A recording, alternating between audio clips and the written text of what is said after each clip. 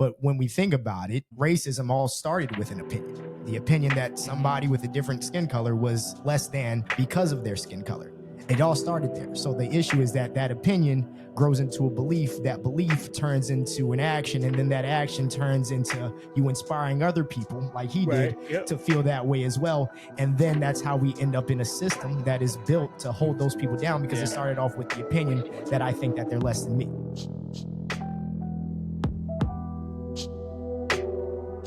All right, welcome back to another episode of the Real Deal Podcast with myself, Mr. Brandon Daly, and Mr. Cleon Deal. Happy to be back. What up? Another week, man. Was I here? Oh, okay, I was here last week. It just feels like it's been a long week already. Yeah, man, you gotta get off the drugs, man. We were both right here. It's crazy. We're both right here. It was the week before that I missed. Correct. So it's been a long week, man. It's been an interesting week. And we'll just jump right in. Welcome to episode 50 of the Real Deal Podcast. What a crazy week it's been. The beginning of the week we started with I don't even remember the name, and I apologize for that. I just remember the headlines, which was rapidly taken over by another headline the very next day or 2 days later. But what happened in the beginning of the week? Let's chit chat about that first, and then we'll talk into the biggest news of today. We're going over current events, guys. If you didn't realize the things that were happening. Yep, ladies and gentlemen, it's a current event episode, so strap in. Yeah, they're big ones, so that's why we gotta talk about them a little bit. Right. So first, this didn't happen this week. I did see somebody say that it was like a month ago. It was August 22nd is when this happened. So yes, nearly a month ago. So almost a month ago. Like 3 weeks ago. So today's September 13th. Correct. So Irina Zarutska, I'm hoping that I'm saying that right, was stabbed in the neck on a I guess the rail station over in North Carolina. North Carolina, yeah. Yes. Public transportation. Correct. Mm-hmm. And obviously it sparked headlines for I'm honestly not 100% sure on what exactly because obviously unfortunately murders happen on a daily basis. Yeah. So can you give us some insight onto why this blew up a month later as this happened? Well, it blew up. Well, today is Saturday, so let's call it about 5 days ago. So yeah, it did take a little while, like 10 to 12 days. I can't tell you why it didn't blow up immediately. Yeah. But I think the biggest outrage is people were talking about crime. Yeah. Black crime. Mm-hmm. And then the liberal side of it or the conservative side of it was blaming the liberal side about why this guy was out and about and not locked up because he had so many priors. So right. Violence happening, that's crazy. I mean, the video is very disturbing, and it's very unfortunate. Social media does do a lot of great things, but it's very unfortunate that we have access to watch people die and just start to become so desensitized to it. Yeah, and that is the worst part. I don't think the guy should have been free. Well, 12 priors. I didn't really look into the priors, but well, yeah, it's one of those things to where obviously anybody who's been locked up it was 14, I believe he had 14 mugshots. I guess this is number 14. So 13 prior arrests. Yeah. He apparently was mentally diagnosed with schizophrenia. Mm-hmm. And apparently there was also a drug problem, which he was supposed to be in some sort of rehab for. So supposed to be. Yeah, supposed to be. So I believe that part of the story was that after the last arrest, he was ordered to attend rehab, but there was some delay in the portion of him getting there prior to whatever sentencing or whatever the case is, and he was out free during this time, and then this is when this happened.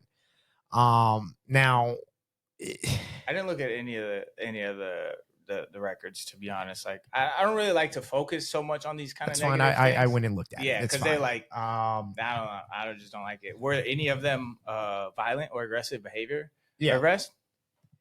So it's yeah. So yeah. it was there was some armed robbery. There was felony larceny. A few just misdemeanors for erratic behavior. I believe there was also where his sister or something like that called the police on him for aggravated assault. So I want to say he had maybe 2 or 3 that were Already violence. Yeah. Whereas the other ones were more basically kind of like a disturbing the peace sort of thing and stuff like that, which obviously would explain why he wasn't spending that much time in jail for those things. But obviously, you know, things like aggravated assault and obviously, but also the other part of it is that his mental state. Yeah, but if you've been arrested 14 times, at what point? I mean, somebody that is like that far gone, like they're it's going to take a lot to save them. But at the end of the day, like the judge that is allowing him to be bonded out is the one who should be held accountable. There was responsible. There was a bunch of them, so that's what I was. So it seems like it certainly just last 2. Yeah, it certainly just wasn't one that was this, but that and that's kind of the thing, I guess, because I don't know 100% too much about how the legal system works, but obviously when you're in jail for a bunch of misdemeanors, as full as prisons are, they don't want to hold you because we need space for the people who are committing things like murder. So when you have a misdemeanor for disturbing the peace, they're not going to keep you there. You have an aggravated assault. Okay, so what was the aggravated assault? Somebody had a few bruises. Well, you didn't kill anybody. Aggravated assault, like it could go as far as you threatening somebody with a gun or a weapon too. Like that's aggravated assault. Yeah. Like from a firearm carry standpoint, if you see my firearm, like that could be aggravated assault. Or if I tell you, like I'm going to use my firearm against you or something like that. Yeah.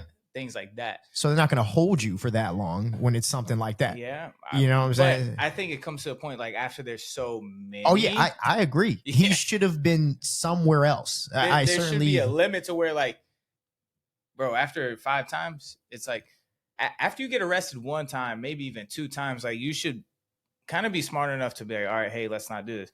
But the fact that he had so many and they're just, let's just keep throwing him back out there. Let's well, see what happens. Because the issue is that, and this is probably one of the larger issues in this country currently, is that there's no real place for people to go for mental health issues when they don't really have any control over doing it themselves. Like me and you, because we're not clinically diagnosed with something crazy, we can go to BetterHelp and go to therapy. He was diagnosed with schizophrenia in the beginning of the year. He was arrested for misusing 911 because he kept calling the police saying that there was a man-made material that was controlling his body. So when that's where the point that we're at, this country doesn't have anything to say, okay, so you need to be placed here until we can kind of get you okay to be out among people again. Yeah. So that's kind of because somebody knew all of that and still was like, you're okay to be out with regular people. Well, it doesn't seem like they did. And it seems like in July, they ordered a competency evaluation because of that case in January, but it wasn't completed basically at that point. And so without it, I guess without that evaluation, they don't get to determine, because that is due process, right? You know, they're ordered that you have to go and complete that before we make a determination on if you're fit or not. So while they're waiting for that, just like anything else, you're out free until it's time to be sentenced. So, like I said, there's no good in between place to put people, and so they're allowed to roam freely. And there are a lot of people that are still out right now freely who probably have a similar situation to this. So I agree, he should have been somewhere, certainly not free, but there wasn't any. We don't have an in between place to put people for stuff like that, so and that's a problem. Keep them locked up. Yeah, I mean maybe, but like you said, obviously, depending on whatever town, Mecklenburg County, as full as prisons are, Mecklenburg is in the heart of North Carolina. So obviously, where Charlotte and places like that are. So that just shows people that how much crime they could get away with if it's so full. Then it's just going to keep being like, oh, hey, they don't even have the space to hold me, so I can get away with all this Yeah, crime. but we've been known that. You know what I'm saying? That they've been talking about how full prisons are, so they can't afford to hold non-violent criminals. And so since he wasn't committing violent offenses at that point, he was just calling the police and saying, "Hey, I have stuff in my body," and they arrested him for that. It was like, well, we can't keep him here for that. I would be interested to know what are the statistics of people that have 10 plus priors, schizophrenia, and have all these mental issues. What is the statistic that they actually go out and commit a violent crime? That's a very good question. I would say you would think it might be a little high, right?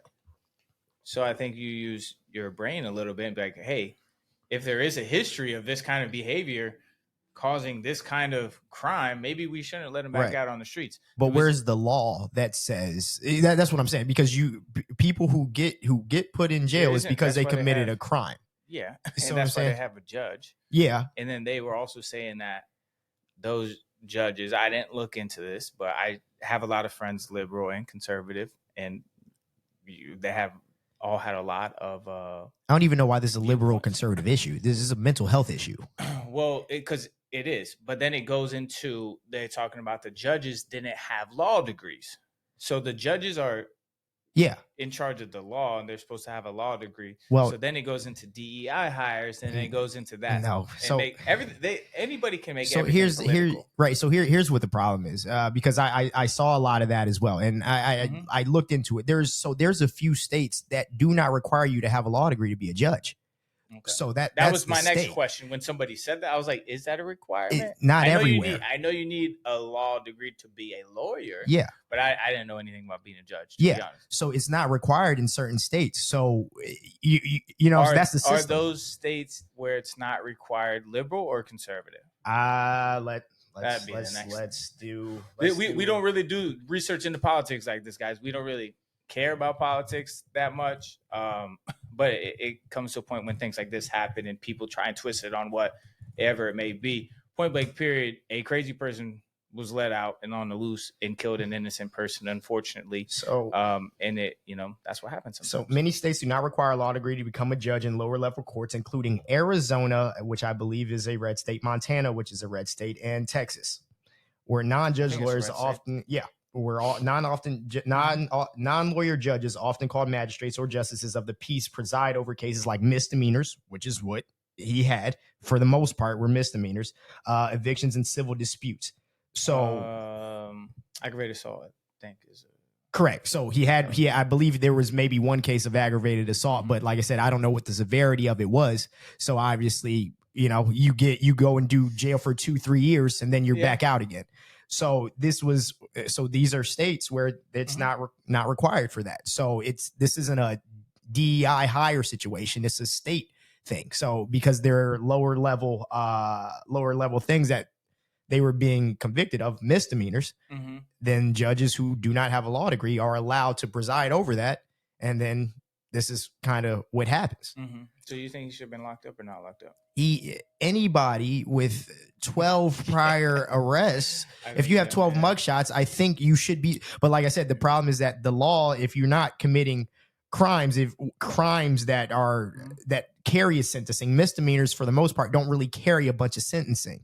So that's kind of what the problem is. So if that's not the case, is in order to be fair and give due process in terms of what the law dictates, I can't put you in jail for that because the law says I can't. So if you're practicing that's kind of what the thing is. I agree he shouldn't have been free, but if by the law standards and you're practicing the law, I don't know how much your personal judgment is allowed to come into place when it comes to something like it. Because personally, I'm like, hey, bro, we gotta keep you somewhere until we can figure this out. I feel like he should have been kept somewhere until it was time for his competency hearing, and then from there we can determine whether he's a danger to other people on the street or not. So.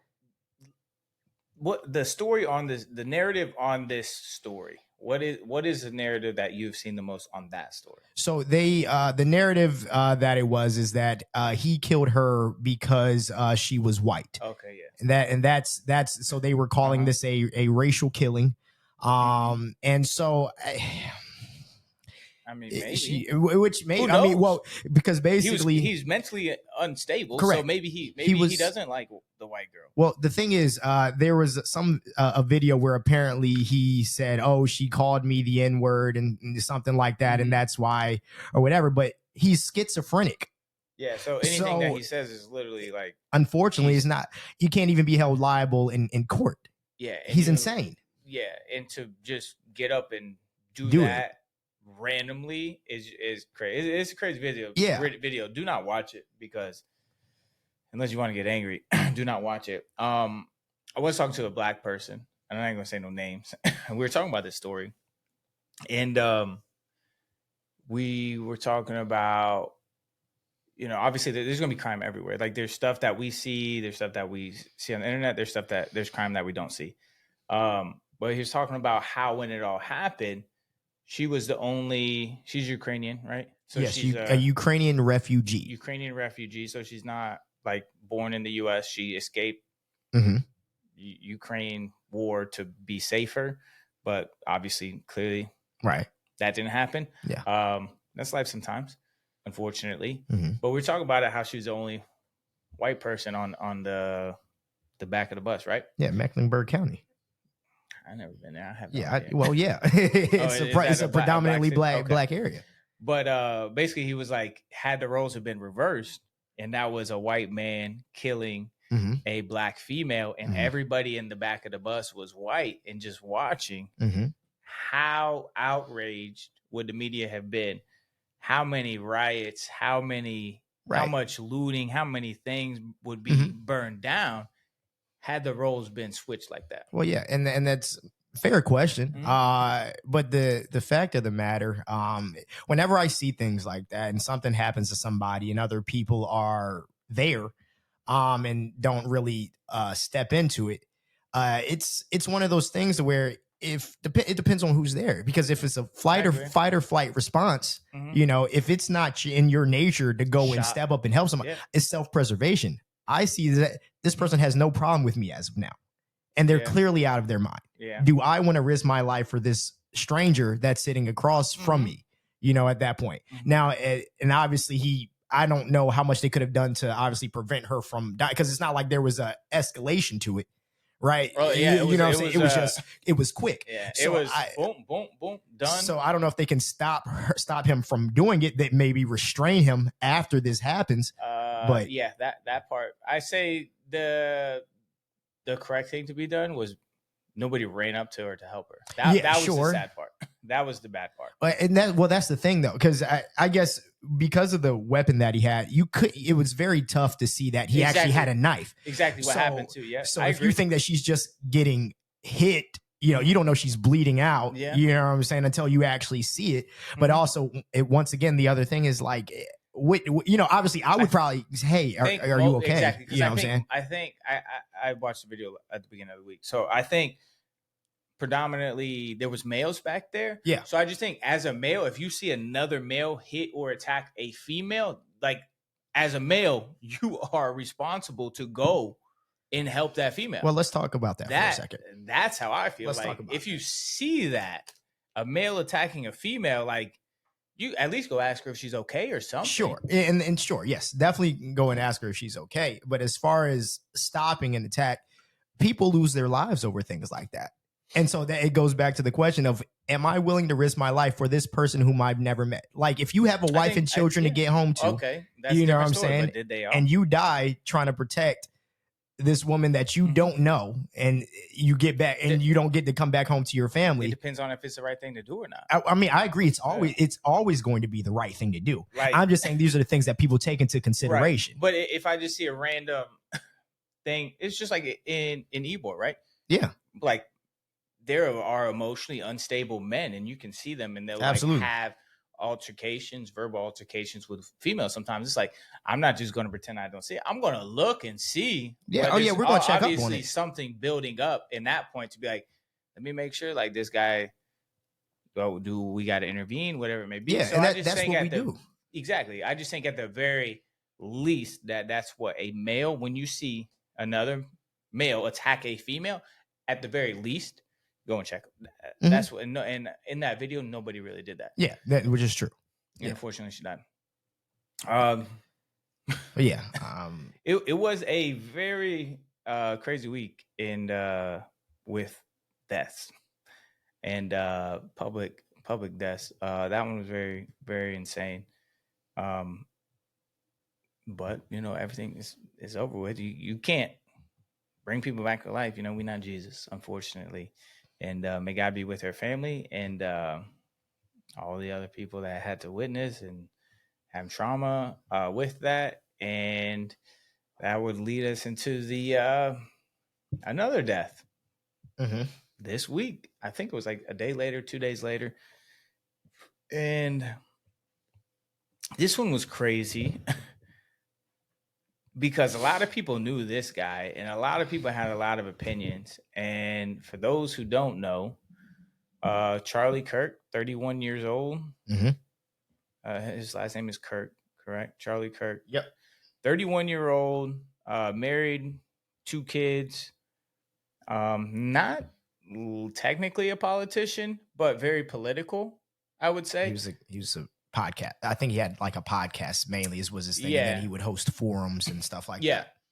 So he was very vocal in that, and very conservative, where liberals didn't really like him.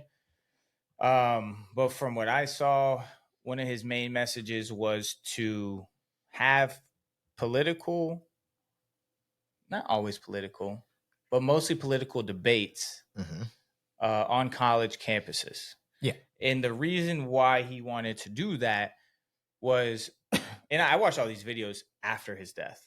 There was maybe 1 to 2 videos that I've seen on my feed before, and I've watched the whole thing because they were very entertaining. Like not like entertaining, like I was laughing at either side, but like entertaining where it's like, oh, this is actually a pretty cool conversation. One guy's sitting down debating other people that keep coming up to him, and then he's just kind of talking about that round table thing, that round table series. Yeah, they have a few of those. So I would see those. But yeah, his whole ideology was that he wanted to do that because he thought that unfortunately, when 2 conflicting sides stopped talking, that's when violence happened. And I saw that message over and over and over again as to why he was doing what he was doing. On top of that, I saw a lot of things about how religious he was. And then at time of his death, the stories were really crazy. So I guess before we get into the radicalized movements and sides of each party, what are your thoughts on what happened? Oh, and then the conspiracies. I mean, the thoughts. I mean, obviously, I'm never the guy that's gonna be like happy anybody dies. I don't know.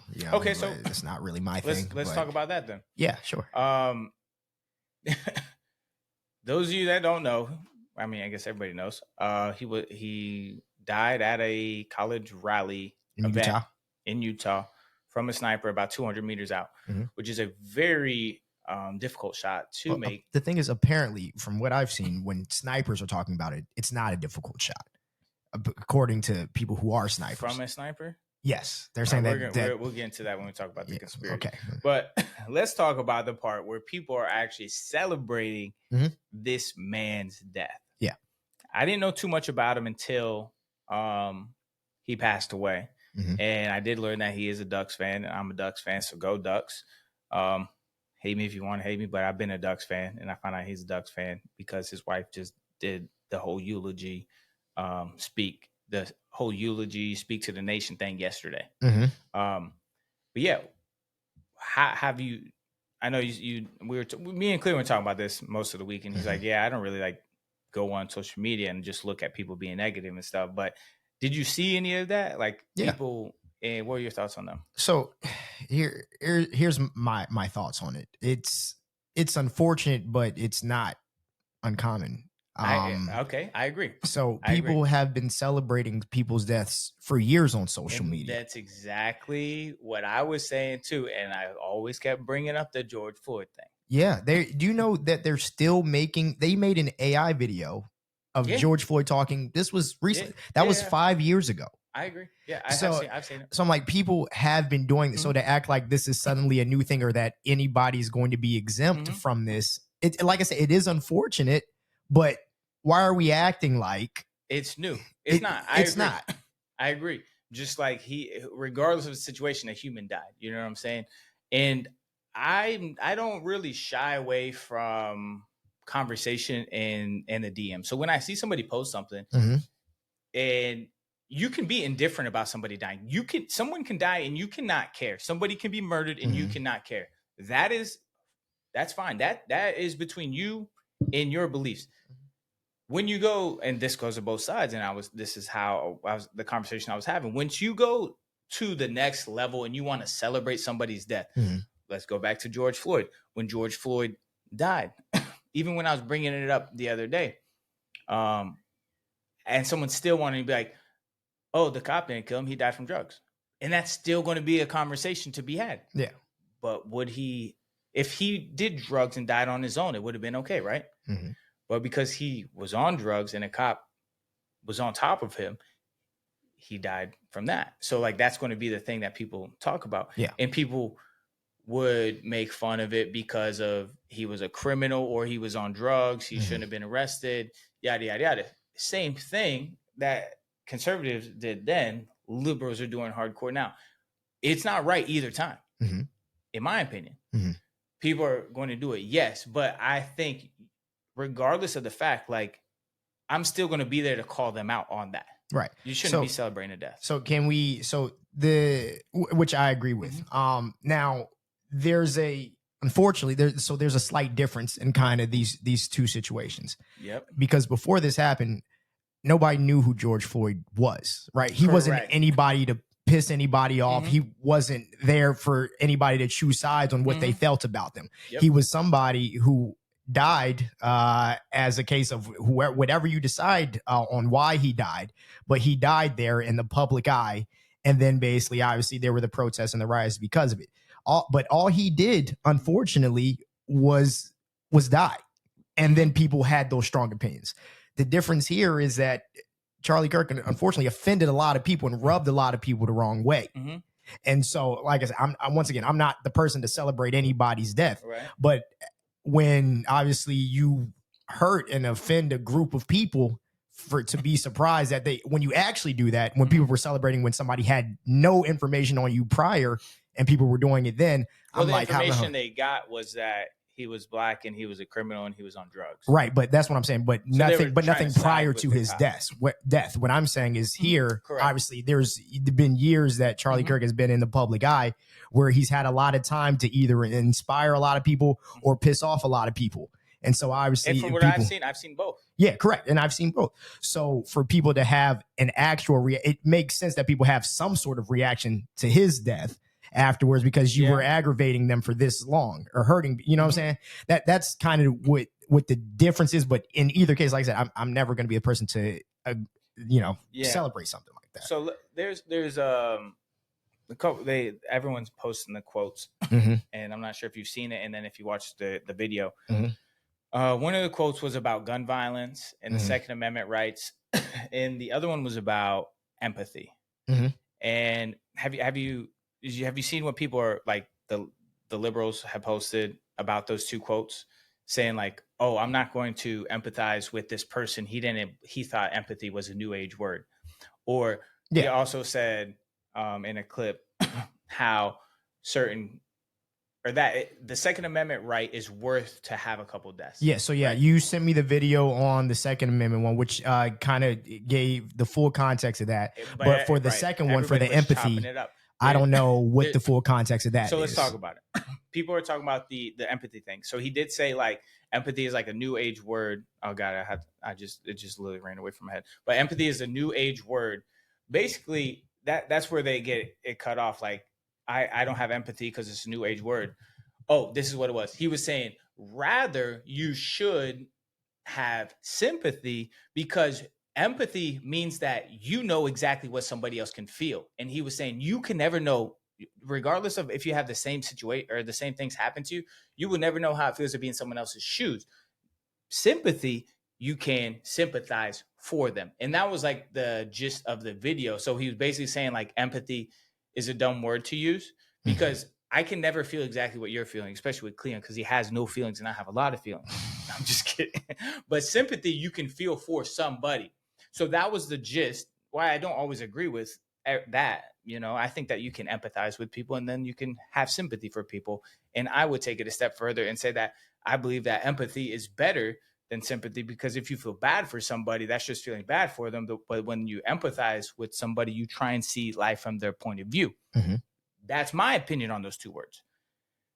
His opinion, but people just try to make it and construe it to where like he's like, oh, I don't have empathy. Mm-hmm. So I thought that was really stupid.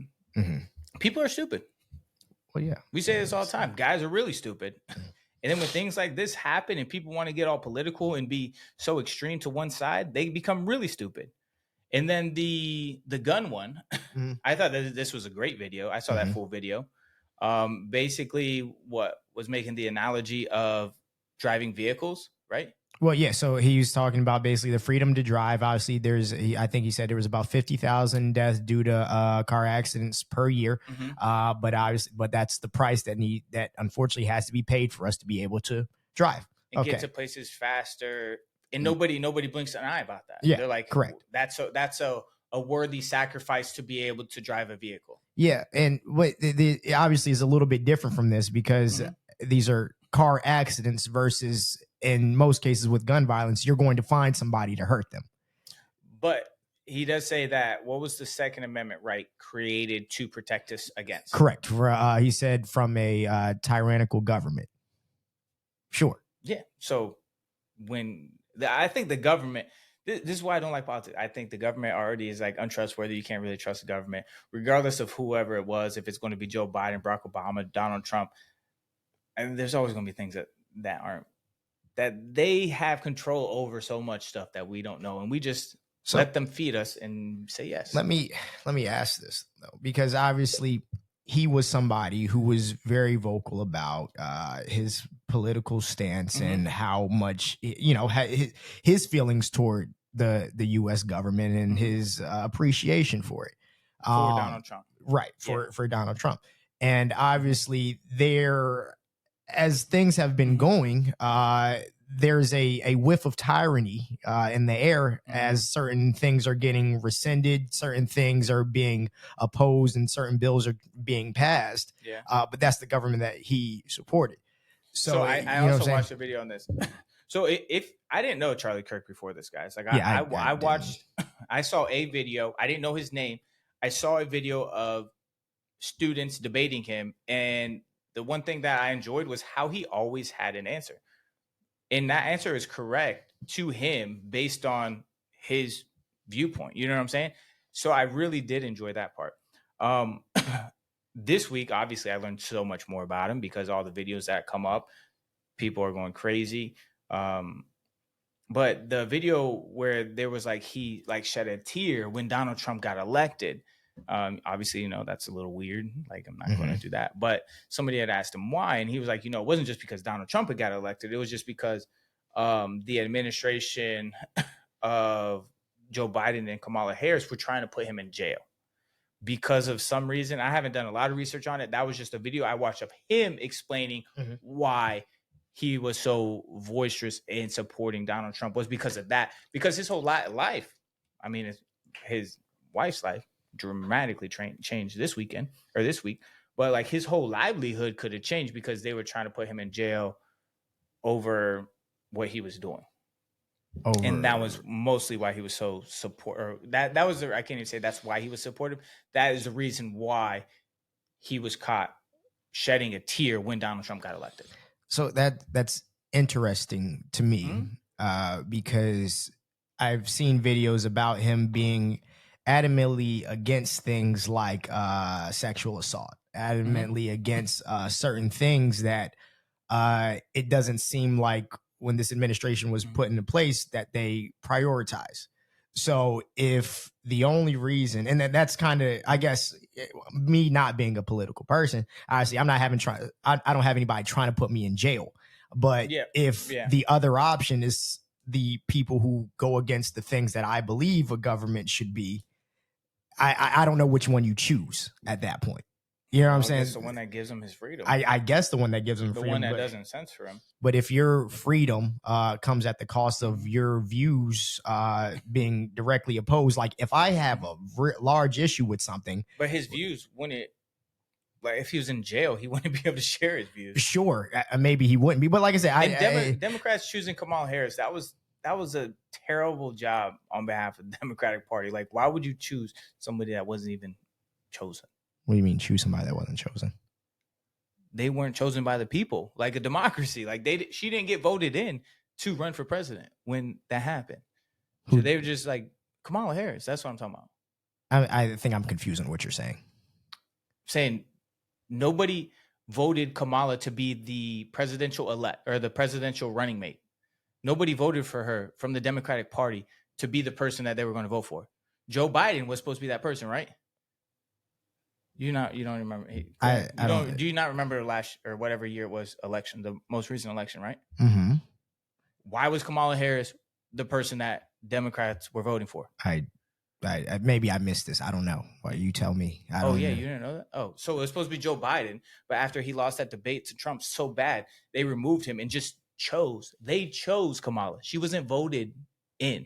They chose her to be the Democratic Party running person.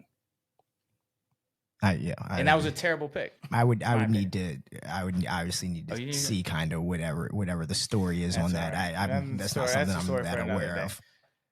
But anyways, I'm just saying they picked a bad person to run against Trump, and that person, aka Kamala, was not chosen by the people. She was chosen by the government to run against Trump. Okay. Interesting. So yeah, I don't know. I don't know. Right. But this is why we don't talk about politics, because we really don't know. You know what I'm saying? So okay, so yeah, back to what you were saying. Obviously, yeah. So he shedding a tear because he said that they were trying to put him in jail.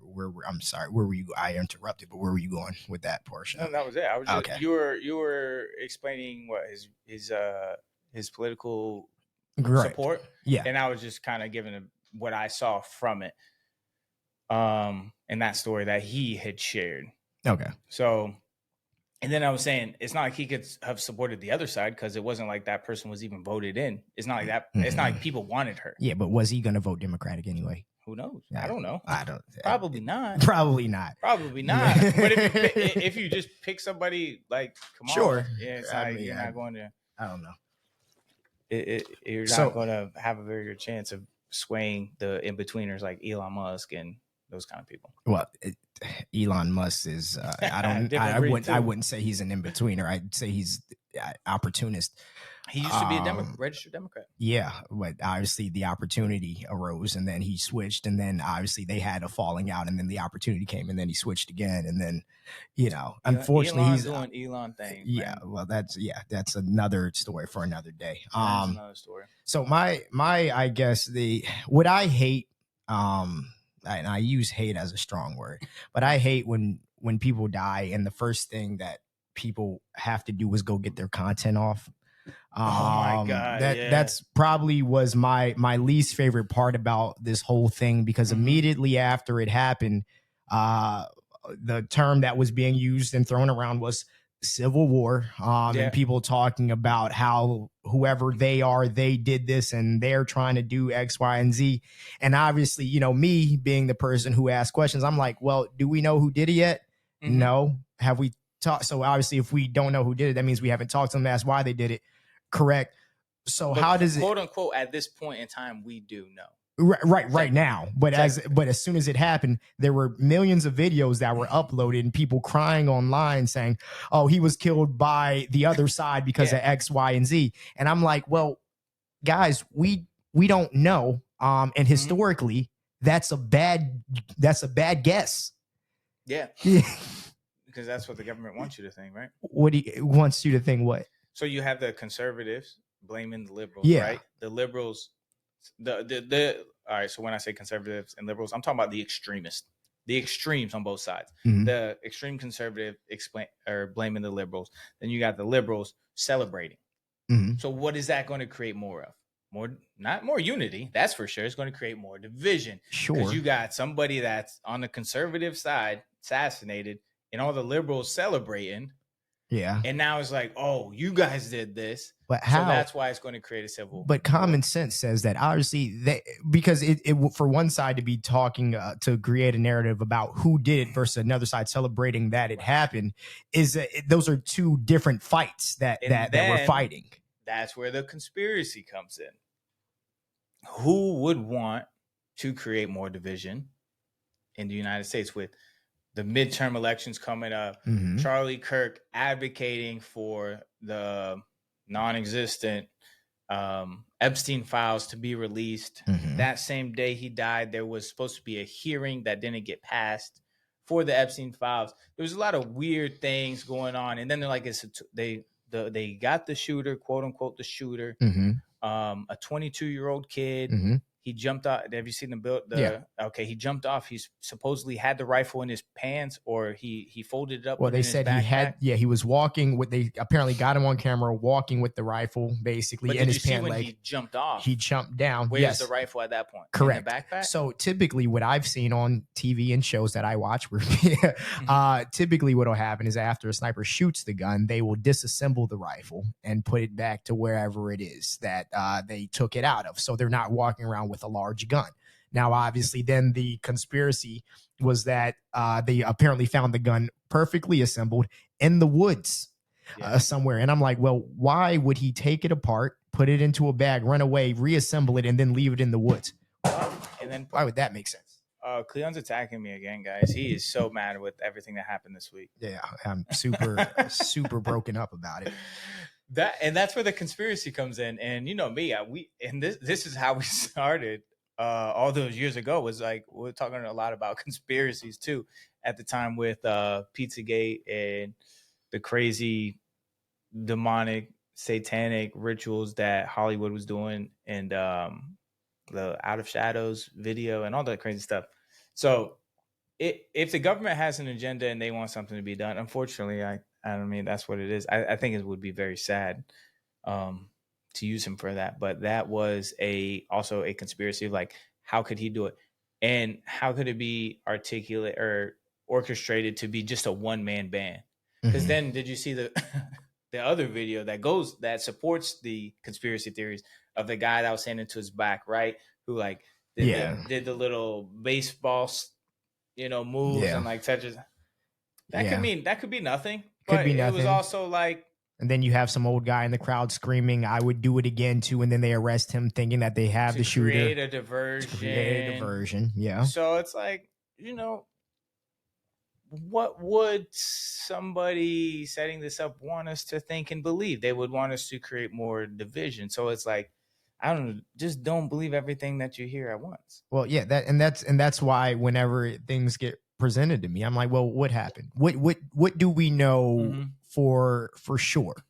Right. And that's why that goes back to, like I said, what my issue is that when people come, the first thing that when something happens is people come and create their own narrative because we have to be the first person to get a video off when absolutely no facts about what happened. Then what exactly are we doing? Right. We're in the age of misinformation where people have a camera phone and I can just say anything. And you can just literally. And that's dangerous sometimes. That's dangerous. Not sometimes. It's most of the time, because obviously when you have people who are very far on one side, obviously when the first thing, their first initial thing is violence. Yeah. Oh, there was. Okay, so now we got to go to war. War. We don't even know who did it. And like I said, statistically, if we're going to take a guess about who shot him, it was every political, well, not every, I don't know about every, I won't say every, but most of any sort of political assassinations or attempts to assassination have been Republican white men. So I'm like, so for us to guess that now it's the opposite of that, especially in Utah, I'm like, if I had to guess who it was based off of historical evidence, I wouldn't assume that there was somebody on the other side. Because even the person who apparently shot at Donald Trump was a Republican leaning person, or conservatively, whatever the term is for that. So I'm like, why would the assumption be Donald Trump is a Republican or AKA conservative? Yeah. And so the person who apparently shot him was also that. So that's what I'm like. Historically, that's who's usually shooting at political figures. Usually, don't believe everything you see or hear. The conspiracies are pretty interesting, and I watched a lot of videos that were talking about it. Yeah, just we're not really going to get the truth, but we have this quote unquote truth that the government has pushed onto us, which is that it was 22-year-old white male. And it's so funny. It's so funny being a white male. It's so funny to see other not white people, Hispanic people, black. I don't think I see too many black people post about it, but it's usually like Hispanic people or women posting how, oh, look, it was a white man that did it. I just think that that's really funny because they think that all white people blame other races for violence. No, if you want to act up and commit violent crime, you're going to act up and commit a violent crime, regardless of what you are or who you're. That's what you want to do. That's what you want to do. There was some controversial things that Charlie Kirk has said, and from what I've seen, he doesn't seem too bad of a guy. Obviously, I never met him in person, so I can't tell you my discernment on meeting him and knowing. But if from the people that cared about him, he was a man of faith, man of God. There are plenty videos of him preaching the gospel and talking about God open and publicly. So for that part, I do think that is the reason why I think that he is a good person. Well, doesn't necessarily mean it's correct. Well, that's the. I would that's also the thing. have to meet him to know, so because I can meet a lot of people and I can know whether I'm not going to give you too much of my time, or I'd be like, yeah, you could. Once you have a lot of discernment, you can meet somebody in person and kind of know whether or not that they're a good person. So not all the time. Let's talk about that, right? So the Christian values, right? So obviously, in both of our walks of faith, we've been, kind of in these things for, however long now. And so at this point, we understand the difference between being a Christian versus being like Christ. Is that there's a large difference, right? In the Bible, they give examples of like the Pharisees, right? When the woman who was caught committing adultery and they dragged her out and said that she should be stoned because of that's what the rules were at the time. And so at that point is when Jesus got down into the sand, started basically with the inclination is that he was writing down what their sins were and said, he who was without sin cast the first stone, right? And so at that point, they dispersed, obviously told her to go and sin no more after that. But that's the difference between being a Christian and writing down all the rules and going by whatever the I definitely agree. So Mama Deal said, turn up my mic. Well, yeah, I think you might need to get close. I'll turn it up. I got you. I don't know. I thought I was close. Well, it was a little bit far away. I got you. We're better, Mama Deal. I think we're better. Yeah, I hear you better. Hopefully, well, we'll just turn up the volume when we go and post the episode. Yeah. Yes, I agree with that. Because there's bad people in churches nowadays. So I'm not saying just because he claims to be Christian. I'm saying how he talks about his walk with Christ and how Christ saved his life. How he talks about it. Right. That doesn't always mean, I agree with you. That doesn't always mean, because there are false prophets. There are people in the church that claimed one thing and they live a different life. You know what I'm saying? Like there's people that claim to be one way and live in a different way. And not everybody in the church is a good person. Right. I 100% agree with you on that. So I guess more so the point that I was getting at is that when your pastor was here, he talked about basically your walk in faith is most implemented not by the rules that you're adhering by, but how you treat God's people. Yep. Right. So when obviously, like you said, you watched a decent amount of videos, and there's obviously some things that he said about certain groups of people that would emulate that he has a certain bias or prejudice. Like what? If I see a black pilot, I hope he's qualified because I think he may have only gotten the job because of DEI. Or because that was an issue, right? Well, DEI, if you understand what it is, it's not I give you the job because you're black. It's I don't not give you the job because you're black. The problem, but people weren't doing enough due diligence, so they were just hiring to just check mark something. Who's based off of? I'm trying to figure out what that part of it is based, because if we're talking about the Federal Aviation Administration, because he was very, for whatever the pilot example was the biggest thing. Exactly, because of what happened at the beginning of the year with all the crashes. Aviation crashes, right? But the thing is, I would imagine that's why he was talking about, right? But I don't. So this is why we have to kind of do research on things, because plane crashes multiple times happen every year. But for whatever reason, you're right, it does seem like it was very much publicized, way more all of a sudden than they usually are. But these aren't. Unfortunately, they're not. Millions of flights take off every year. The idea that crashes aren't going to, because we have maybe like we heard about probably 4 or 5 maybe of them. So it seemed like there was a lot of them happening. But did you watch a video of him saying that? What? Of like, oh, I'm going to not think that they're qualified? Yeah. He said that basically on his podcast, and he said it basically in his, that was his main example for something like that. Aviation. So the idea, that's such a big thing if you have somebody flying a plane that's unqualified. Yes, right. But that's what I'm saying though. So the idea that the Federal Aviation Administration will let somebody through without having to go through the same protocols, the same simulations, the same tests that everybody else has to go through just because they're black, to give them that spot, to me is an insane thing. That shows that you're lacking trust in your administration. I would hope not. You know what I'm saying? Because that's the part of it that's a little odd to me, because I'm like, why would you assume that they still don't have to go through the proper tests just because they're black? Like I said, the purpose of DEI was that if I have 2 resumes sitting in front of me, one with the name Sarah Birchmeyer and the other one says Keisha Jackson, if Keisha Jackson's is more qualified, I don't go with Sarah Birchmeyer because I don't like the way Keisha Jackson's name sounds. But that's what the purpose of that is. It should be, right? And that was also what he was saying, is he wanted people more qualified. He was in some videos saying that diversity doesn't mean that you're going to do a better job. Unity means you're going to do a better job. Right. Like but unity, working as a team. But not being diverse doesn't mean you're going to do a better job either. I agree. I saw I didn't see the video of him saying that. Yeah, that might be a little, it gets worse out there. That makes it, but he was preaching that like the most qualified should be in roles. Yeah. But like I said, but if your initial thought is that when you see somebody black, they're not qualified because they're black, that's when it starts to get a little bit problematic. I don't say I agree with everything you said. No, that's for sure. Yeah. I mean, I definitely don't agree with that, because now you're going to get in people's head of like, oh, when you see a black person, now I got to automatically think if they're qualified or not. And, that was when it gets a little. Yeah. And so another part, because my mom mentioned that, and I was about to quote that as well. So his quote, and this is what he said on his podcast as well. If we would have said that Joy Reid, Michelle Obama, and Sheila Jackson Lee and Ketanji Brown Jackson were affirmative action picks, we would have been called racist. Now they're coming out and saying it for us.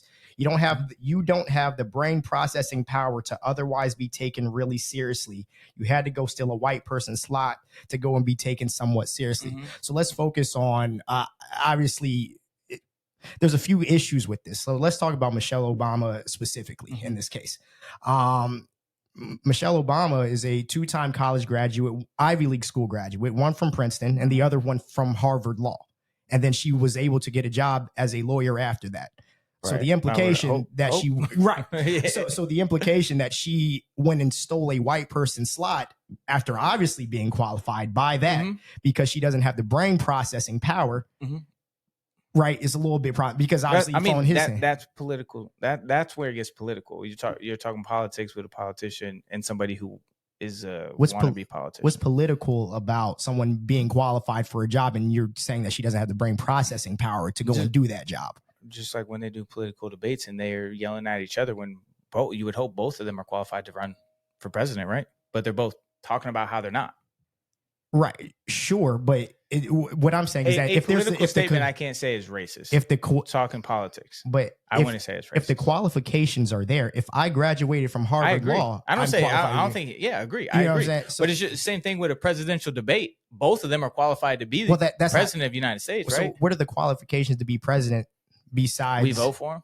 Right. So Who that, knows? That's the problem there. Mhm. But when we're talking about things that we have a list of qualifications for, and the qualifications are clearly shown that she has them, but to say she doesn't have the brain processing power to be taken seriously, that's not a political statement. Probably a little sexist too. It's racist and sexist, because he also talks about how if I'm dealing with somebody and when customer service who's a moronic black woman, I wonder if she's there because of her excellence or if she's there because of affirmative action. The idea that black women can do a customer service job which is obviously one of the first three jobs we was, even. these ones in. I haven't seen all of them. So this I've seen some of them talking about race in like Chicago and crime and stuff like that. Yeah, but obviously I haven't seen them. Yeah, that was, like I said, that was more so on his podcast. So he he did, which I didn't watch it either. But these are obviously what I'm like I said, I saw a lot of both of those things. So these were the types of things that he was saying, and obviously, so when you say things like that, people start to get the notion that hey, this guy might be racist when you say things like that, right? So it's tough. Yeah, you know I mean, I'm not saying everything he said was right. I have listened to a lot of things that I agree. I mean, religiously agreed with. There was also some things when I did watch a video when he was talking about DEI and he tried to bring in sports into it and was like talking about the NBA, like, oh, the NBA is predominantly black, a black league, right? Yeah. If we made it DEI and we have to hire in white people, we're not putting the best people out there, right? And then he started saying the same thing about the NFL. Right, but once and how again, it would affect ratings. It's not that you have to hire them; it's that if they are qualified for the position, you don't not give it to them because of the color of their skin. But at this point, if DEI is required, what do you mean you don't have to? Because at that point, you have to get a certain amount of DEI hires. Correct, which is true. You would have to, but nobody law. Just like law enforcement would have a quota to get a certain amount of arrest or tickets, and they like to say that they don't, but they do. But there's nothing there that says that you shouldn't have that person shouldn't have the qualifications in order to do that. Agreed. But if it's like if DEI is a thing and it is required, now there's going to be enforcements of that. And a lazy ass company is just going to be like, yep, we'll hire you to meet our requirements. We'll hire you to meet our requirements. Sure, but that's an indictment on the company itself. Exactly. But I agree. Right. So, like I said, my main thing that what I was more so getting to was that the difference between being Christian and Christ-like, right? Because obviously, like you say, and obviously a lot of people say a lot of good things that sound good. Because I've seen some of those videos too, and I'm like, all right, so he doesn't sound like an insane person here. Yeah, you know, but just like some of the things when it goes in the race, right. So when we talk about obviously your walk with Christ is shown most with how you treat people. When you talk about people in a certain manner like that, it's just like we talk about people in the church obviously aren't perfect or aren't progressing, but they talk about how you're so spiritual, but you're mean to everybody. That's not Christ-like. And everybody's a sinner and nobody's perfect. Correct. So we always gotta, regardless of people's situation. And this isn't just talking about Charlie Kirk. This is talking about everybody. Yeah. Right. So when we talk about people's walk with Christ, because everybody can claim Christian, we're in the Western hemisphere where the predominantly, I don't know what the percentage is, but most people claim Christian. But obviously we know that Christian and Christ-like are two different things. And so when you have that certain disdain for certain people, because even Jesus hung with those who hated him, and even he loved the people who he was supposed to not like, right? Like the woman at the well, they had beef racially. Yeah, what do they call him? And he hung out with, what do they call it in the Bible? Who he hung out with? What do you mean? I don't know the biblical term for people like sinners. Yeah, the biblical term for it. I forgot what it was. Yeah. I don't know. He was shunned for that too. Yeah, but that's what I'm saying. Like if your walk with Christ doesn't oppose you from having views like this on certain groups of people, then that's when I have trouble. You know what I'm saying? Kind of getting behind something like that.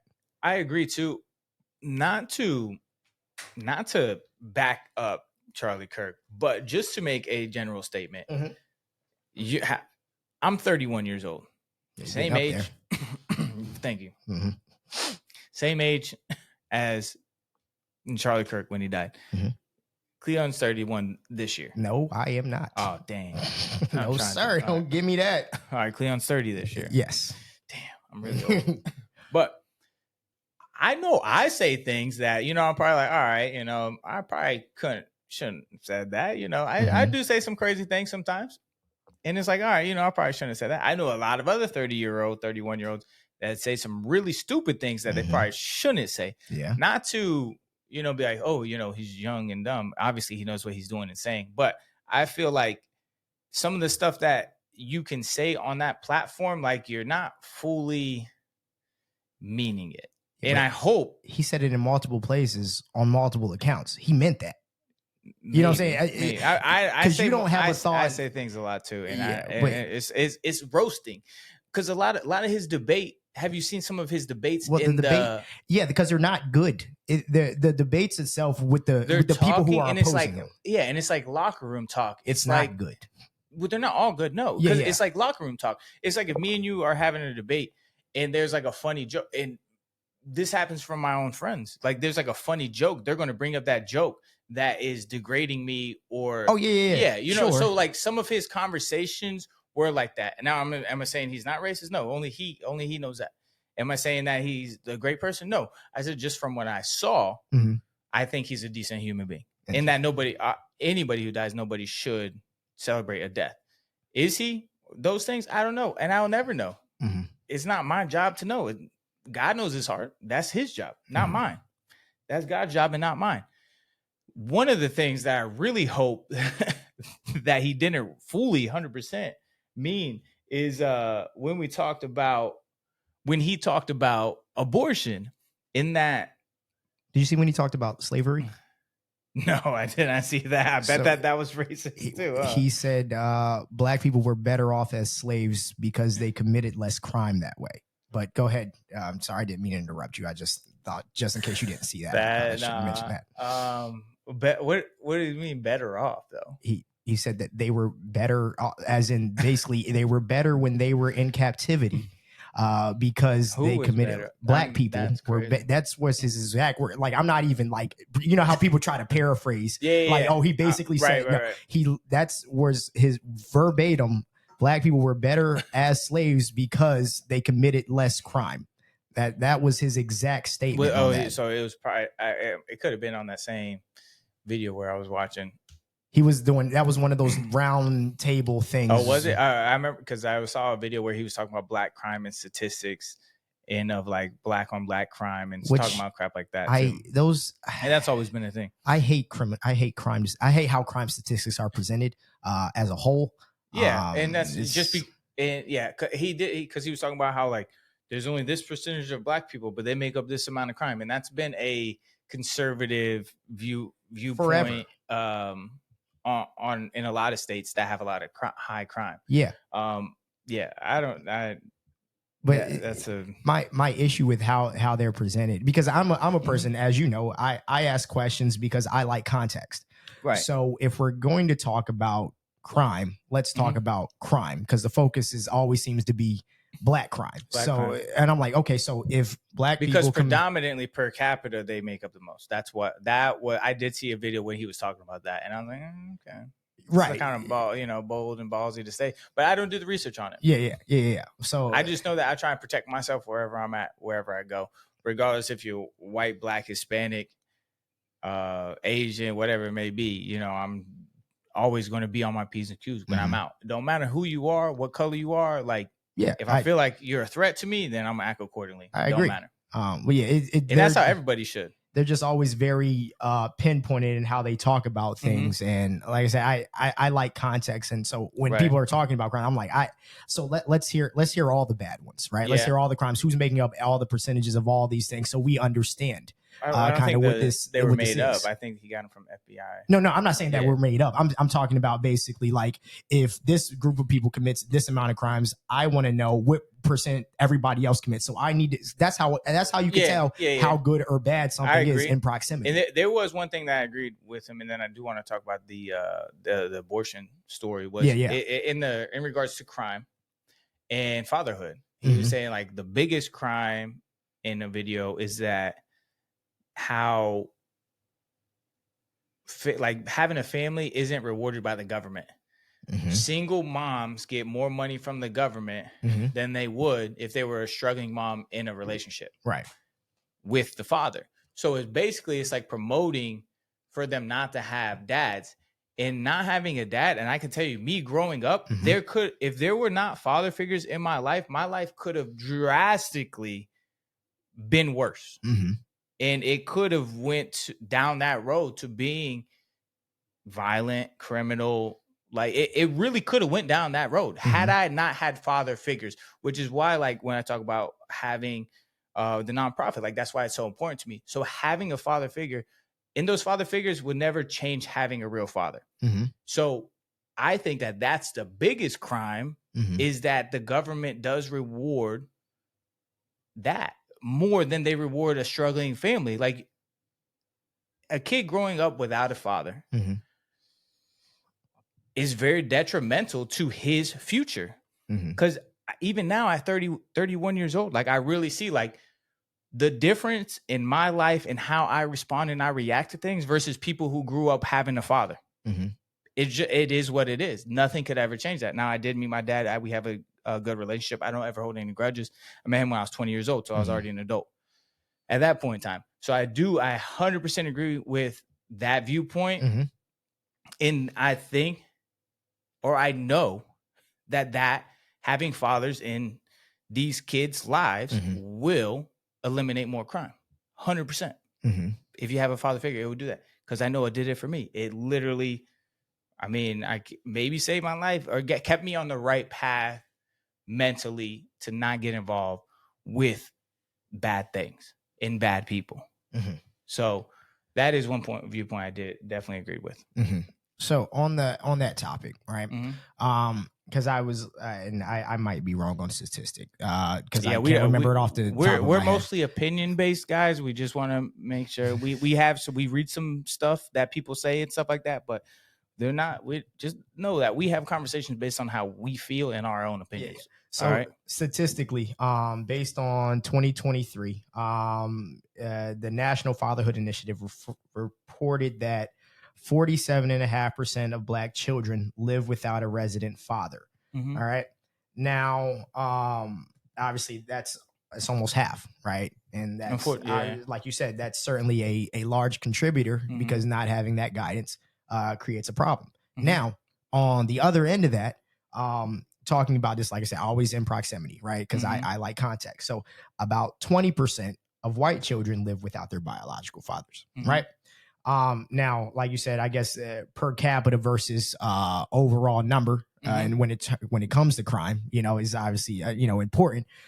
But when we talk about the correlation between having fathers in the household and between the correlation between that and crime being committed, overall, when it comes to violent crimes, obviously murder, rape, aggravated assault, I don't know if it's based on population, but percentage wise, there's still more of that going on from not Black, but white people contribute to more of that, even with more fathers in the home. So it's, I agree that there's a correlation, but it kind of makes me also think about what the guidance looks like. Criminals are going to be that regardless. Just like the person who allegedly shot Charlie Kirk, he grew up with both parents. Criminals are going to be criminals. I agree. The statistic, and this is why I'm creating a nonprofit literally on this, because there is a statistic correlated, and I haven't done research in a couple months on it, so I'm not going to say any numbers or anything, but there is a statistic correlated with crime and not having a father, not growing up with a father figure, which is why, especially in our community in Tampa, there is a need for that.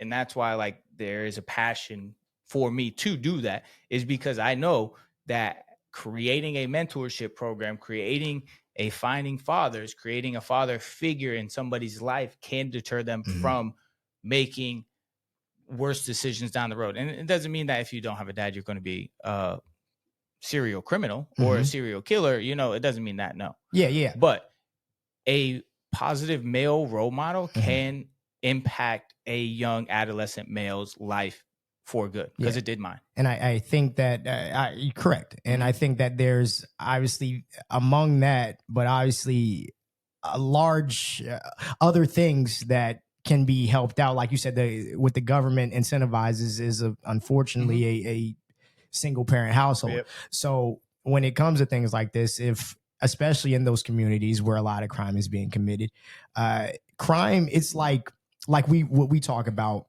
in our lives here. The best way for us to not go out to do anything stupid is to stay busy, right? Yeah. And so I think the problem is that in a lot of these areas, there aren't any funding for things like after school programs. There aren't any places for kids to be. So when there aren't there, it's like when you have a toddler, if the toddler's too quiet, you know that there's something that's going on. There's trouble that's happening. And that's why it's important for your local government elections, which is why my pastor was running for District 5, because District 5 is part of downtown, but it's also part of Jackson Heights, which is a lower income area where they need all these resources. But there's which is so crazy, by the way, because right across the street, the richest part of Tampa and one of the poorest parts of Tampa looking at each other. So what are they doing? There's a budget allocated for that area. Why is it not being used for the whole area? Right. And I know that area is generating a bunch of money, but obviously, why is it not being put back into it? So that's why it's going to control the money. Exactly. So that's why it's going to take people creating these nonprofits and giving an F and going into the community to help these kids have a better life, and that's going to ultimately impact your community and make it better. Ideally, 30 years, hopefully, right? 30 years down the road, like that's what I want it to be. You know, people talking about, hey, like this guy's program help me be a successful business owner in Gasworks, you know, whatever it may be, and help positively impact the community that we're in. Doesn't mean I agree with how he went over all that stuff, but that's just my opinion on that and why that nonprofit was created, is to help people that are in those situations. Because had I not had it with my two best friends and their father, who knows, man? Now my two best friends, like their fathers were really big in my life because we all play football together. Mama Dio says, I don't see it. Let me put it on here. Yeah. Did I not put it on there? All right, there we go. I don't see it as rewarding single mothers. It is a support system for when fathers fail to support their children, that single mothers will be able to pay bills and survive. I agree. It's like, basically, I don't have enough information on it to debate it. I just wish more, like, I just wish that when there were two parents in the household, they had access to that same amount of, because, you know what exactly. Yeah. But I guess the government sees it as two people, because I don't even know. I still to this day, I don't understand how to tax when we sold life insurance, right? Yeah. And this is why, like, being like in your walk with God is so important too, because this is 100. We sold life insurance, right? Yeah. And we sold life insurance in the hood sometimes. All the time. They're just popping out kids because they know they keep getting government assistance as well.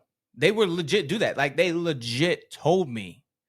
And that's what they live off, is that tax return and then that money that they get from the government. They don't care about creating a home, creating a family. Their baby daddy is like their friend. They never had intention for him to stay and be a father and stay in the household and create that a family environment. People have literally told me that as I'm selling them life insurance. So it's like people do see it and take advantage of it. So it's a I think what could be a double-edged sword on the father side. Obviously, you have a certain responsibility to obviously not procreate with people that you don't intend on having a family environment with, right? I agree. I'm not trying to blame it on the women. Yeah. Obviously, I understand that. But I love women, so it's always the male's fault for putting it in places it shouldn't be. Man. I wouldn't. I don't.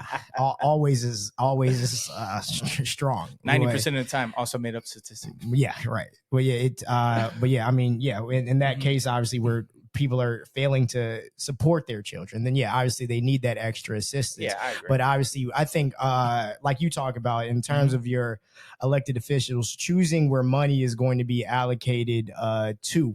Obviously, if it would be nice for it to be, because not everybody can have a job when they're making enough money to sustain, and how living prices are consistently going up and wages are staying the same. Everything's going up. House prices, inflation. I've been and looking wages. at houses, Brandon. I ain't looking at no house right now. I'm not an emotional guy by any stretch of the imagination. It's halfway depressing looking at how much you're gonna have houses to cost. get them in like a outskirts area, my man. And I know. You see how that works? Yeah, but it's one of those things where obviously if we're paying obviously taxes on our paychecks that are coming in, and obviously everything that we pay for when we're going out, we're paying taxes on property. When that stuff comes back to us, it would be nice for it to be in the form of something that's going to help support a family together. I know the implication is that you guys have two people there. Why do you need additional help from us? But at the end of the day, they're not giving us much to work with in general. Yeah, but yeah, it's just life, man. Life be life, man. So find Christ and follow Christ, man. That's the best answers I can give for you guys, because life is going to continue to be life, and there's going to be people you don't like, people you like. It's just how it happens. Mama Dio also said affirmative action primarily helps white women to get jobs. They're at the top of the list while African Americans are at the bottom of the list. Yeah, what's new? So which is interesting. That's life. Because obviously it's I'm not saying it's right, but it's just, well, it's one of those things, because obviously the push was that DEI was meant to hire more black people, but obviously if they're not even the ones benefiting from it the most, then why is that being the statistic? Why is that being the thing that's focused on? You know what I'm saying? That obviously makes that tough. It's just everybody wants to have an opinion, and there's no. That's why. Well, that's what, and that's my problem with opinions. We need facts, and if obviously when we go and look at the numbers, most of things like that are true. Well, in fact, obviously, I'm talking about statistically. If that's what the case is, then it's like, okay, well, then why is that the opinion when the fact is this? That's why you can't listen to everybody. It's because people have one thought, and then somebody else confirms that ideology, thought, and belief, and they believe it even more. Two dummies telling each other exactly. Yeah, and this is where you create such the division and the divide. There are two things that I did disagree with, and the first thing was the abortion thing. The second was, God, I can't remember. We literally were just talking about it a little bit. Charlie Kirk had said something. Okay, so let's talk about the abortion, because this is also a crazy thing. Oh yeah, he said something outrageous. Yeah, go ahead. It is also outrageous. It was another thing outrageous that he had said, but maybe it'll come back to me. But about the abortion and when rapes happen. Yeah, I've always been pro-choice. Biblically, that is incorrect. I've always been pro-choice because. Does the Bible reference abortion specifically? Mama Dio, do you got any answers for that? Because I do hear that, but I have always wondering because they use the do not kill, but I don't know. But I don't know where in the Bible I've always it talks been about that. Pro-choice. Yeah, and the reason being, in there, I mean, there is a counter argument of like, stop having sex, right? Stop having premarital unprotected sex. That is the counter argument always. You know how long it took me to stop having sex? It took 30 years. Well, okay, all right. Well, since I started, you know what I mean? Yeah. But it took me that long, and in my walk with Christ it's still hard for me to not do it. I mean, I haven't done it in a year now, but it's like I get the urges and the temptation and the lust all the time to want to do it. So that's a very hard argument, because as human beings in this day and age, it is hard to not have sex. So I agree. But the fact that he was like, when it comes to rape, and that he would, which any man in their right mind, if he's a father and your 9-year-old daughter gets raped, you're not going to make her keep the baby. I don't care how many times he said that. Yeah. Absolutely. If that were to there's no way. But you think his wife would allow? Come on. I hope in his heart he was only saying that to prove a point, because I think that is insane. That's even a larger problem, right? Just saying it to prove a point. Because I can't say any names, but I know plenty of people that will be wrong to the grave and think that they're right. That's just how people operate, and we can't be surprised with how people operate. Yeah. We can't be surprised with people operating how we don't operate. Sure, just how it is. It just but what I'm saying, it would be outrageous to say it to prove a point if you don't actually believe that. If you know what I'm saying. I mean, I agree and I don't agree, but regardless of the fact that that is an outrageous, It's insane. an outrageous point. I have been pro-choice. Reading the Bible, I lean, and being older, obviously I lean a little bit more towards pro-life. But I'm also situational, because I know had I had a kid at an early age, it probably would have been a blessing. And now I do want to have a kid. So God willing, when it's the right time, it's the right time. Had I had a kid at 18 or something, my life would have been drastically different, and it would have been a lot, maybe more difficult. Who knows? I don't know. It wasn't in the books for it to happen. I didn't have an option. So there wasn't, there never had, a situation never arose where I needed to make a decision. I just knew up until a certain age that if it did happen, I was going to that family first clinic, whatever they call them things. I was going to be there. Yeah. How did it happen? That was already in my head. It wasn't going to be like, I'm going to have this kid and pawn it off on my mom and have it take care of it, even though that's what she was trying to tell me to do. I was like, nah, I ain't having this thing. Yeah. Up until a certain age. Now you get older, you just be like, okay, you know, I can take care of a kid. You know, if something else happened, I'll be all right. Right. But my thing is that, because especially on that point, in a country where we talk so much about the rights and the liberties that we have, the idea that people would be against having the option, you know, you can debate on whether you think it's right or wrong, but debate on whether you should have the option in a country where we're so vocal about having our rights and our liberties to do what, you know, what the free world. It just seems odd to me that people would fight to free not will. Have to be able to not, you know what I'm saying? That's odd to me, because we want rights to everything else. I agree. That's probably my most liberal view is free pro-choice. And it's been like that forever, because like at the end of the day, we can't control people to do certain things. And if they don't want to do it, then they don't have to they're gonna do it. They're gonna do it regardless. And if they're gonna go somewhere and do it unsafely, let them do it safely. I agree. I definitely 100% agree with that. It was funny. It just makes me think about when they're arguing on not the rape and abortion topic, but just abortion in general. She's like, it's just a clump of cells. And he's like, you're a clump of cells. I'm a clump of cells. It's like, yeah, well, technically. But and that's the thing, obviously, because it's like the whole... That's going to be a debate to the end of time. Which maybe it will. But I guess my thing is that, obviously, they talk about you're taking the life of somebody away. Now, like you said, because the example that's consistently used is that if somebody is raped and they get pregnant as a result of that rape, you shouldn't be able to take the life of the child because that's murder. And my question is always, okay, so if we care a lot about people's lives, then how about the person of the life who got raped and is now pregnant with that child? Do we care about their life too?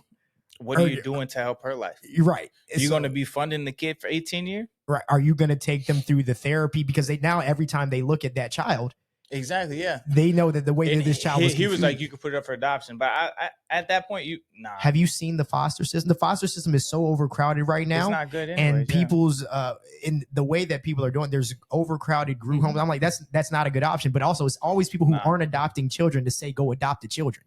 You go adopt. So if you're gonna talk like that, you should eventually. I think I probably will. If I don't end up having a wife and family, I'll just adopt a kid, and we'll be good to go. Mama said something. Yeah. And that's kind of what I was saying. I think they lean on scripture, thou shalt not kill. The issue I have is that men think they should make laws that decide what women should do with their bodies. Yeah. I agree. I've always been pro-choice. As I get older, I lean to the pro-life thing, but it's always been situational to me. So it's like, it depends on the situation. Like, you know, when I had my situation a couple years ago, you know, I was like, you know, you should probably not have it. But if you do, I'm gonna be there, you know. I think that's a good point. But I think that's how a lot of people operate, is that I feel this way about this thing until this happens. Yeah. And so that's kind of where I have trouble with, because obviously for me, I'm like, you should either feel this way about, I know everything is situational, circumstantial, but if you're gonna feel a way about something, you should feel the way about it, and not just, you know what I'm saying? Not just when something happens to you to affect you. Hey, I don't want nothing to do with this. This is very bad.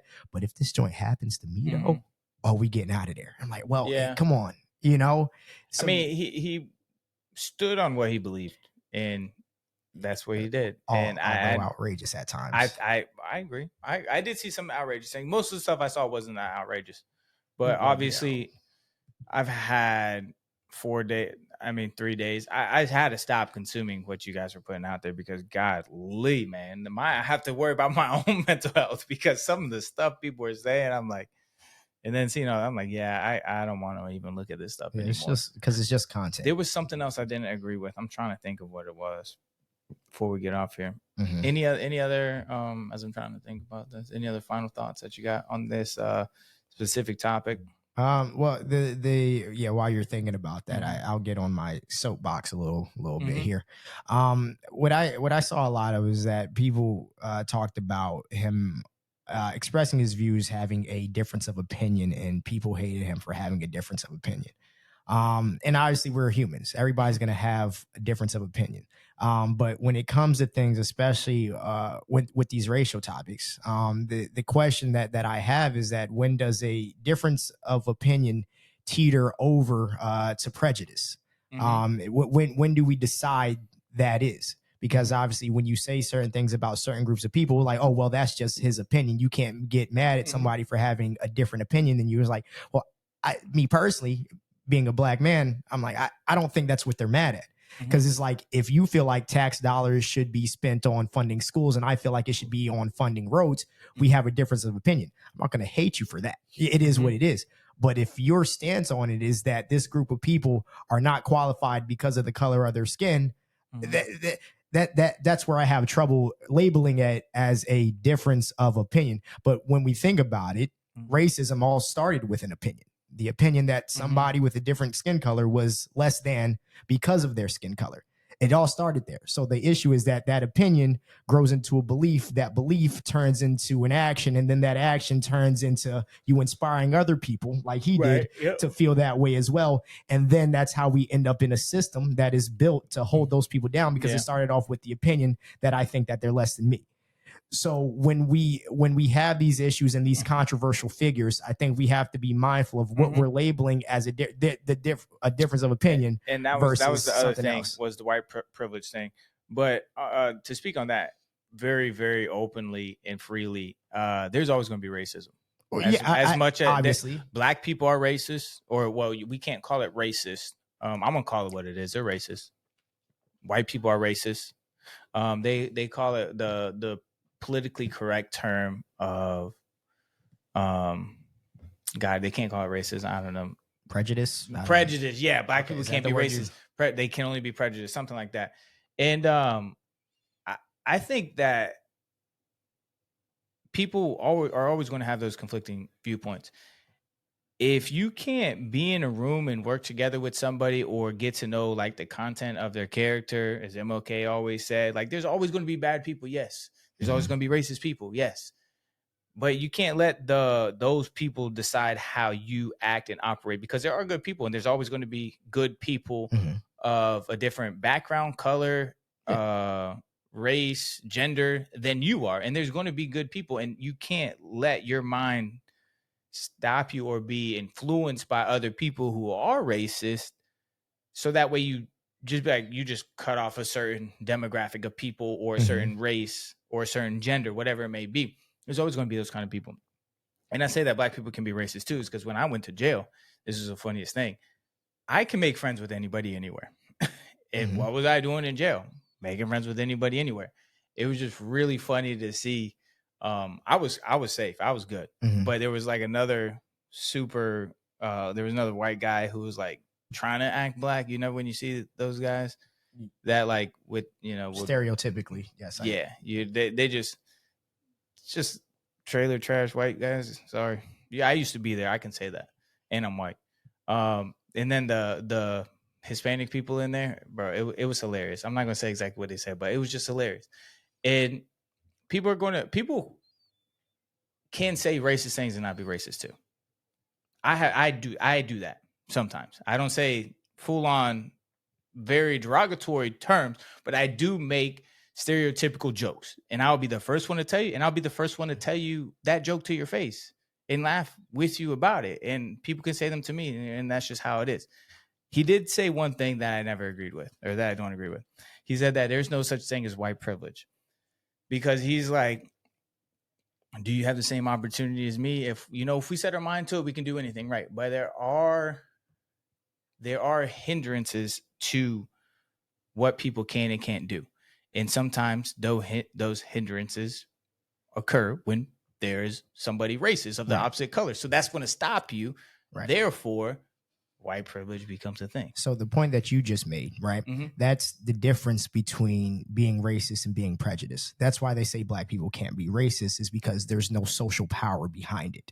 Okay. Because institutions, because they're racist, obviously people don't get opportunity. So that's the difference between racism and prejudice. Mm-hmm. Prejudice, I don't like you. Racism says, you can't get this job because of this. You're not going to elevate. Okay. Like the so I'm prejudiced. So no.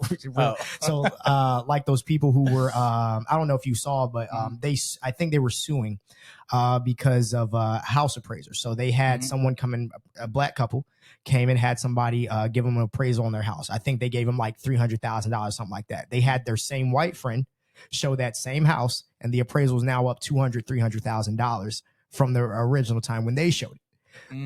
Difference between prejudice and racism, because now you're keeping me from a percentage of wealth for me being able to exceed an opportunity and things of that nature. So that's the difference, is the social system around what you're able to do. I cannot like you, but I can't do anything to keep you from getting, you know what I'm saying? But as a social system, when obviously the people at the top, if they have a different view of somebody like me, I don't get to advance because of that. And unfortunately, that is the world that we live in. So make sure you use your white friends accordingly, so that way they can do that for you. And if you're in that situation, help you out. Because unfortunately, that is the world that we live in. Yes, it's very unfortunate. Is, and there's going to be people that are racist and that'll do little things like that.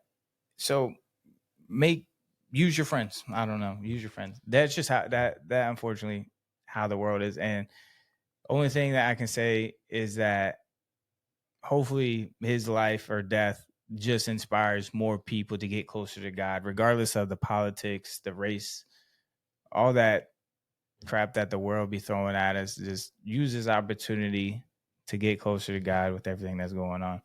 Because at the end of the day, nothing that you complete on this world is going to really matter. The biggest thing that really matters is, are we going to be written in the book of life and have eternal life with Christ, or are we going to be thrown into the lake of fire? Right.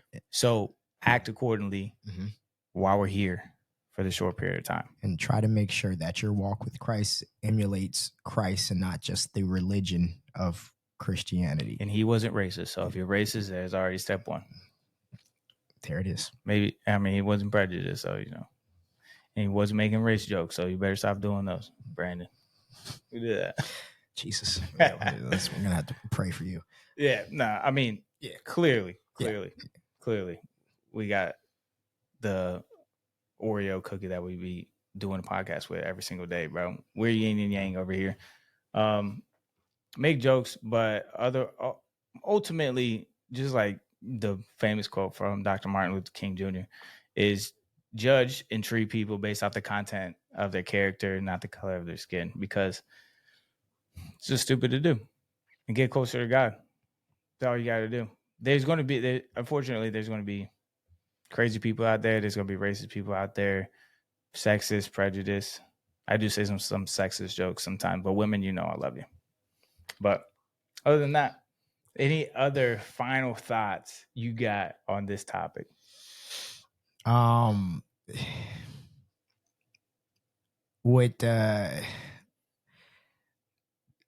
just want people to be more, ideally more centered, and centered on a bunch of stances on just how you operate in everyday life. Take the time to really figure things out before you speak, and try your best. I know it's very hard to be consistent in your everyday life and the views that you have and how you feel like things should happen, because obviously I don't know if you know, but 2 actual Democratic lawmakers were murdered not too long ago. Actual what the media likes to hide from us, right, actual political violence, and not just somebody who had conservative views and a podcast. They were murdered, and it didn't make anywhere near the amount of headlines as something like this. And so if we're calling for the heads of people who did something like this to your favorite podcaster because you feel like it was because of the views that they had, then make sure that you feel that same way about the people who actually had governmental seats who were also murdered. You know what I'm saying? That because if you care about the government that much, if you love it all, then choose it. I agree with that. Like, if you care about somebody dying, you should care more about everybody dying. Like, at the end of the day, like, murder is murder, and it's bad. And if this guy gets murdered and this guy gets murdered, and you're like, oh, I'm only going to care about this person because he's white, and this person is murdered and he's black, then that's your own internal issue that you got to deal with, and you should be aware of that issue. Right. Other than that, what a crazy week. I hope you guys stay safe. The only thing I can say is I hope that this death and this week brings you guys closer to God. If you want to come to church with me every Sunday, 9:30 a.m., shoot me a DM, bhaley10 on Instagram, or Real Deal Convos. But other than that, we appreciate you guys hanging out, tuning in, listening. Once again, these are our own thoughts and opinions. It doesn't make it correct. We have viewpoints, and we have conflicting viewpoints, and that's why we're here. And that's why we're here. We're here to yap. Mostly about relationships, but when things like this happen and current events happen, we like to talk about them. So other than that, we appreciate you guys. Love you guys. Thank you for tuning in to episode 50, and we will see you next week.